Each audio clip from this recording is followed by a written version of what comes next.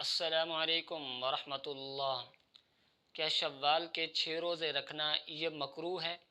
یعنی رمضان المبارک کا مہینہ گزارنے کے بعد اگلے مہینے شوال المکرم میں 6 روزے رکھنا یہ مکروہ اور ناجائز ہے، اس لیے کہ امام ابو حنیفہ رحمۃ اللہ علیہ کا قول ہے کہ شوال کے 6 روزے رکھنا یہ مکروہ اور ناجائز ہے۔ چند دن پہلے ہم نے شوال کے روزوں کے متعلق ایک ویڈیو اپلوڈ کی تو بہت سارے لوگوں کی طرف سے یہ سننے اور دیکھنے کو ملا جی شوال کے روزے رکھنا مکروہ ہے، اس لیے کہ امام ابو حنیفہ رحمۃ اللہ علیہ نے انہیں مکروہ اور ناجائز قرار دیا ہے۔ تو شوال کے 6 روزوں کی شرعی حیثیت کیا ہے اور امام ابو حنیفہ رحمۃ اللہ علیہ کی قول کی حقیقت کیا ہے، آج کی اس ویڈیو میں آپ کے سامنے بیان کی جائے گی۔ آپ سے التماس ہے ویڈیو کو لائک، چینل کو سبسکرائب کر لیں تاکہ اسی طرح کی اہم معلومات آپ تک بر وقت پہنچتی رہے۔ محترم ناظرین، جہاں تک شوال کے 6 روزوں کے فضائل کا تعلق ہے تو بے شمار احادیث میں ان کے فضائل بیان کیے گئے ہیں۔ حضرت ابو ایوب انصاری رضی اللہ تعالی عنہ کی روایت ہے، وہ فرماتے ہیں کہ امام الانبیاء جناب نبی کریم صلی اللہ علیہ وسلم نے ارشاد فرمایا، من صام رمضان ثم اتبعہ ستا من شوال فذاک صیام الدہر، کہ جس شخص نے رمضان کے روزے رکھے اور اس کے بعد شوال کے 6 روزے رکھے، وہ ایسا ہے گویا اس نے پورا سال روزے رکھے۔ تو پورا سال روزے رکھنے کے مترادف ہے۔ اور بھی بے شمار احادیث شوال کے روزوں کے متعلق بیان کی گئی ہیں۔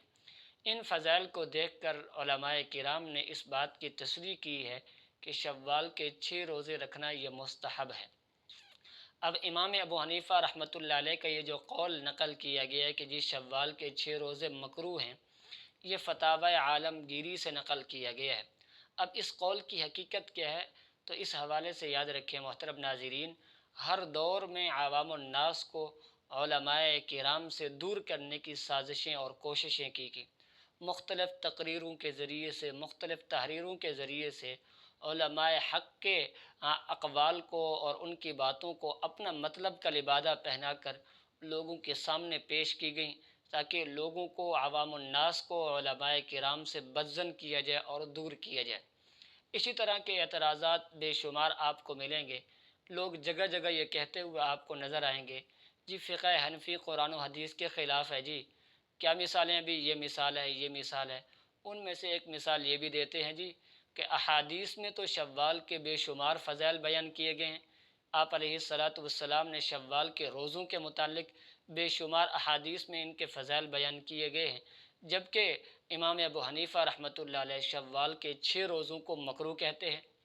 تو امام ابو حنیفہ رحمۃ اللہ علیہ کے قول کی حقیقت کیا ہے یہ علماء کرام ہی جانتے ہیں۔ جو جس فن کا ماہر ہوتا ہے وہ سمجھتا ہے اس چیز کی اصل حقیقت کو۔ امام ابو حنیفہ رحمۃ اللہ علیہ نے ان شوال کے 6 روزوں کو مکروہ کیوں قرار دیا تو اس کی متعدد وجوہات علماء کرام نے اپنی اپنی کتابوں کے اندر نقل کی ہیں۔ بعض علماء کرام یہ فرماتے ہیں کہ امام ابو حنیفہ نے یہ جو کہا ہے کہ جی شوال کے 6 روزے رکھنا مکروہ ہے، اس کا مطلب یہ ہے کہ جس طرح رمضان کے روزوں کو ضروری سمجھ کے رکھا جاتا ہے، اگر کوئی شخص شوال کے 6 روزوں کو ضروری سمجھ کے رکھتا ہے، فرض سمجھ کے رکھتا ہے، تو ایسا سمجھ کر رکھنا یہ مکروہ ہے۔ اس کا یہ مطلب نہیں ہے کہ شوال کے 6 روزے رکھنا مکروہ ہے، بلکہ یہ سوچ رکھنا کہ شوال کے 6 روزے بھی رمضان کے روزوں کی طرح ضروری ہیں، یہ سوچ رکھنا ٹھیک نہیں ہے۔ البتہ شوال کے 6 روزے رکھنا یہ مستحب ہے۔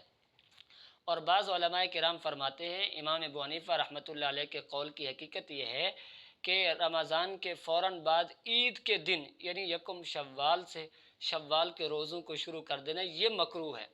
اس کا یہ مطلب نہیں ہے کہ صرف روزے رکھنا ہی مکروہ ہے، کیونکہ عید کے دن روزہ رکھنے سے منع کیا گیا ہے۔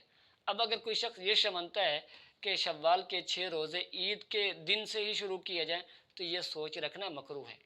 البتہ آپ جہاں بھی جائیں گے تو فقہ حنفی کے مدارس کے اندر یہی فتویٰ آپ کو ملے گا کہ جی شوال کے 6 روزے رکھنا یہ مستحب ہے، مکروہ نہیں ہے۔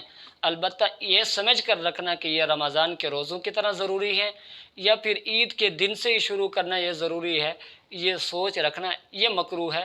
البتہ روزے رکھنا یہ مکروہ نہیں ہے۔